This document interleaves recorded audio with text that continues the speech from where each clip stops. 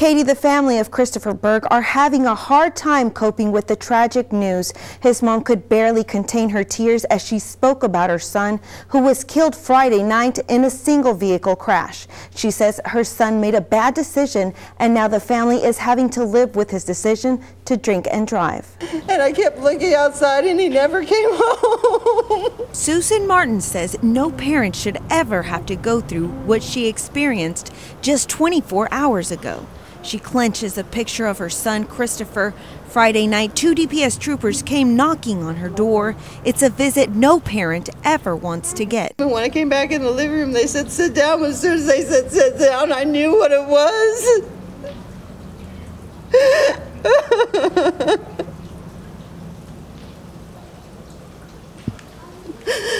Oh, I don't remember anything after that. She says he was barely starting to live his life. Christopher's girlfriend, Yahaira Sanchez, says the night started innocent enough. He called her to go out to Medusa Lounge in Harlingen. Yahaira says after several buckets of beers and shots, she told Christopher he had already had too much to drink. She says an officer approached Christopher and told him to pack it up and leave and escorted him out. And before we left, I was Chris, give me the keys so he wouldn't drive because I was going to drive. And he was like, no.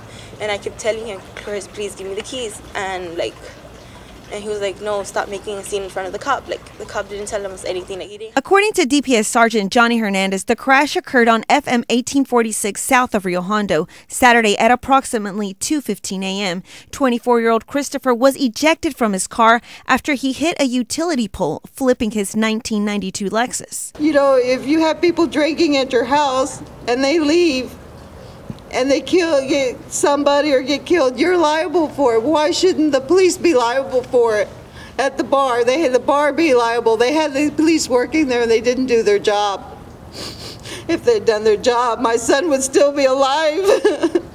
According to Sergeant Hernandez, speed and alcohol were a factor. The family wants everyone to learn from this mistake and hand over the keys before it's too late. We did speak to the owner of Medusa Lounge, and he confirmed they did have 2 off-duty officers at the lounge. He says Christopher was removed because he was making other customers uncomfortable. When escorted out by the off-duty officers, they said he did show signs of intoxication. 2 women with Christopher said that they were going to take him home. It is at that point that the person assumes responsibility of the intoxicated individual. They said that if he had happened to be by himself, which was not the case here, they would have called a cab or Harlingen police. Reporting from the studio, Veronica Gallegos, Action 4 News.